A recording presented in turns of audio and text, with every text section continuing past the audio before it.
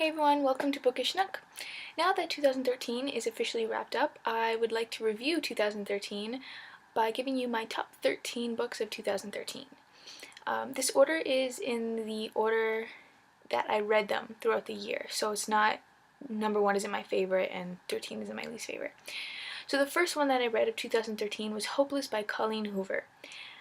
This book was in my top of the year. It's absolutely amazing. The characters and Colleen Hoover's writing style is flawless. The story is about a girl named Sky and a boy named Holder, which is his nickname, and it follows their progression as characters while they uncover truths about their past, each other's past, that involves heartbreak and betrayal, and it's absolutely devastating. This book is by all means not a light, like laughing read where you follow Sky and Dean's relationship as they merge together, I guess. It is a heavy and heart-wrenching read, but definitely worth reading because Colleen Hoover is such a fantastic writer and you're just so captivated by the story that it's really hard to put down. The second book on my list is Brain on Fire, My Month of Madness by Suzanne Cahalan. Sorry if I'm mispronouncing that. Now, this book is a nonfiction work about the author's experience with madness. Now, this book is about how she begins to feel ill and starts losing her mind. She's sent to doctor after doctor, done test after test, and they don't know what's wrong with her. I won't spoil it, so if you want to read it, but I really enjoyed this book, and I think why I really enjoyed it is because I'm doing my major in psychology, and it revolves around themes that are psychology related and medical related, and this book was absolutely fantastic. The author did a good job of describing what she was feeling and what she was seeing. You really do feel that she is going mad, and it's definitely an interesting read for anyone who's interested in this, and the book isn't that long either. I definitely recommend it. I don't usually read much nonfiction, so I was pleased when I actually enjoyed this. The third book on my list is Wait for You by Lynn, also known as Jennifer L. Armentrout. Now, one thing you will learn about me on this channel is that I am a huge Jennifer Armentrout fan. As you can see, I have a shelf dedicated for her. So anything she writes, I read, and I don't even care what it's about. I particularly enjoyed this one, and this is part of a new genre called New Adult, which I've read quite a bit of this year, and it's sort of the bridge between young adult and adult.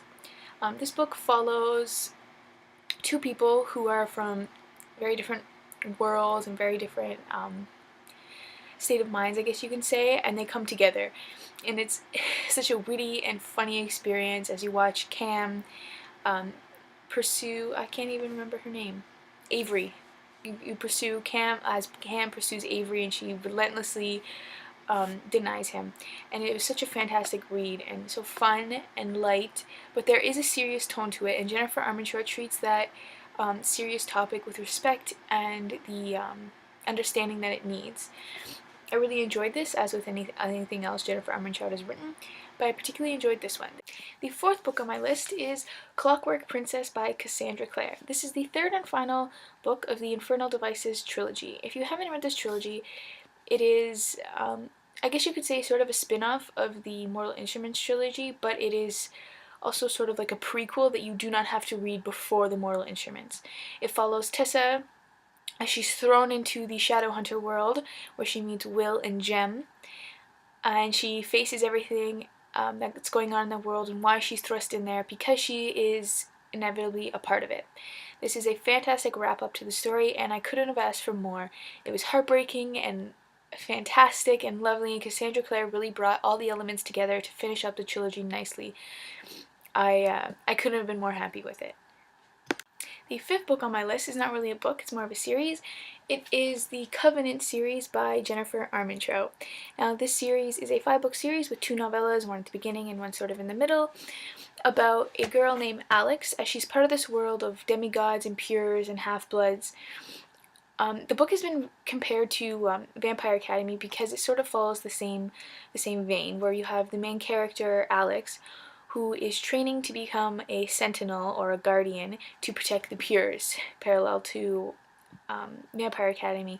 But what's really different about the series is that the plot takes a big twist and a big difference. It's all about Greek gods, so if you like that, they're all included. The gods come up in the series, and as before, Jennifer Armentrout's writing is fantastic, and they're laugh out loud funny, they're witty. You know, the main character, Aiden, is super swoon-worthy, and he's definitely rivals some of the most swoon-worthy guys. I definitely enjoyed the series, and I was sad to see it go, but it wrapped up really nicely.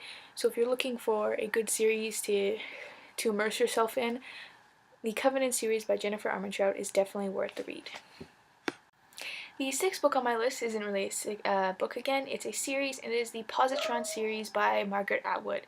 Now this is a byliner serial book, so they release sort of like short stories each month or whatever. Margaret Atwood's Positron is a dystopian story where society has started living in prison. Half of society goes into prison for a month, and then the other half lives as citizens for a month, and they switch. And they share a house with the family who essentially is their mirror, who's in prison while they're in the civilian society. The seventh book on my list is Just for Now by Abbi Glines. This is the fourth book in the Seabury series, which is a standalone series, so you can technically read any book in the series as you want, but it's better to read it by publishing date. This book follows Preston and Amanda. Preston has a best friend named Marcus, and Amanda is his little sister. It is sort of about their forbidden romance. Preston is a gigolo, you could say, and is fighting to not fall in love with Amanda, despite you can tell he already is. It's a really exciting book, and this is another new adult book. I really enjoyed it, and this is my favorite one of the series because Preston and Amanda's, I guess, forbidden love is one of my favorite kind of stories, so I really enjoyed it. And Preston is also one of my favorite guys from this series because he's just so fantastic and swoon-worthy. I really enjoyed it. Abbi Glines' writing is fantastic in these novels. She's really good at the new adult genre. So if you are looking for a bridge into that genre, this is a good place to start the Seabury series. The first book, Breathe, is more of a young adult book, but as the books progress, they get more and more into the new adult genre, and they get a lot better. So it's definitely worth the read, and you should definitely check it out. The eighth book on my list is Origin by Jennifer Armentrout, which is part of the Lux series. It is the fourth book in the Lux series and the second to last. The Lux series is about a girl named Katie who moves to a small town. She lives sort of on a secluded street with one other house nearby. She goes to that house nearby to get directions, and she meets Damon, who is, how do you say it, sarcastic and funny, and he's just a dick. He's so rude to her, and Damon and Caddy's banter back and forth is hilarious and definitely worth checking out. The story is fantastic and it's super original, although I've heard that there are parallels to Twilight, and I didn't really see them when I first read it. But it's definitely a fun and exciting light read. This is probably by far one of my favorite Jennifer Armentrout books, the first one, Obsidian, which is followed by Onyx, Opal, Origin, and later this year, Opposition is coming out, which is going to finish up this series. It's fantastic, and I don't know what else I could say other than you should definitely pick up Obsidian and give it a try because it's fantastic. The ninth book on my list is 10 Tiny Breasts by K.A. Tucker. This book, I picked it up because I was going to a book signing in Toronto a few months ago and she was going to be there, so I figured I would give her book a try, and I loved it. The back, what I just love about it is just breathe, Casey. 10 tiny breaths. Seize them, feel them, love them. Now, I think this is a contemporary book. Don't quote me on that. I'm not really good with genres. But it's about a girl named Casey who has a little sister and their parents died. And they're entrusted with their care by their parents. Their grandparents. Something's happened with them, and she takes her little sister to live in Miami, just the two of them. They meet two people who become extremely important in their lives, and Casey finds herself guarded even with these people who they become really close to. And essentially it's a story of Casey becoming unguarded and letting her heart feel. I guess you could say it's really corny. But it was actually a really fantastic read, and it was so nice. It's part of a standalone series. The 10th book in my series isn't a book again. It is the Vampire Academy series. Now, I picked up this series when I found out that Vampire Academy was going to become a movie. And I have this rule where I like to read the books before I see the movie, so I picked it up.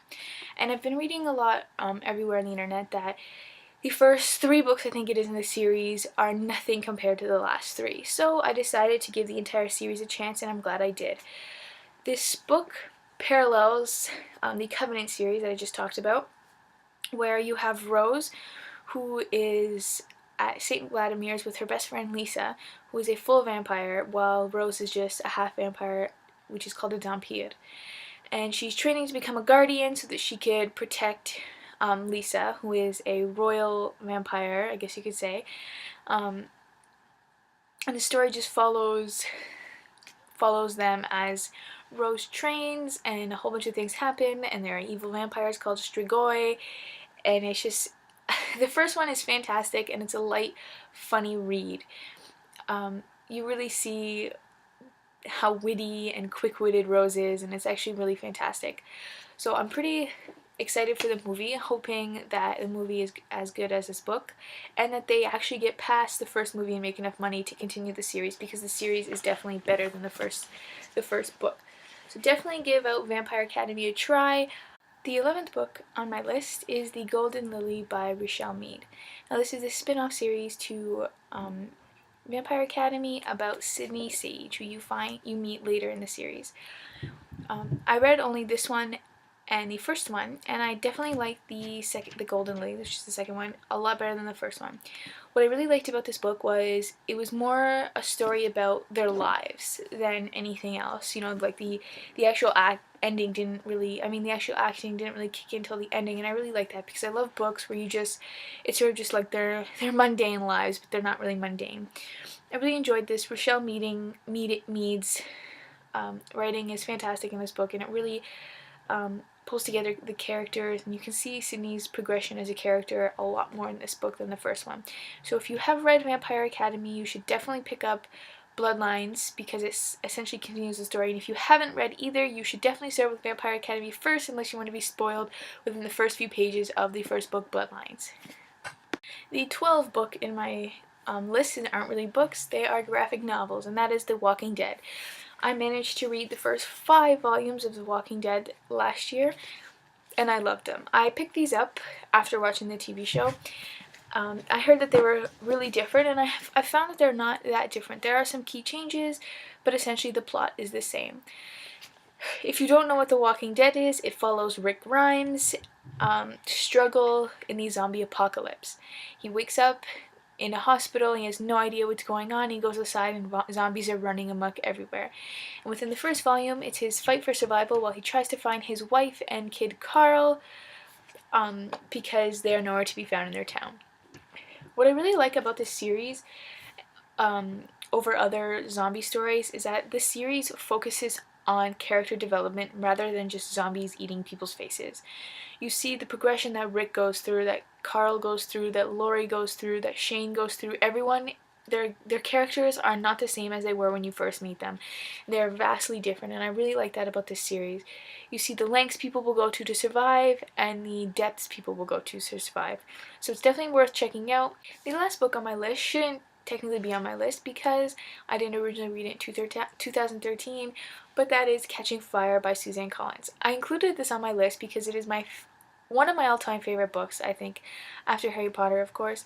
I read this book twice this year, once when the first full-length trailer was debuted because I was too excited and I had to reread the story again, and before the movie was actually released.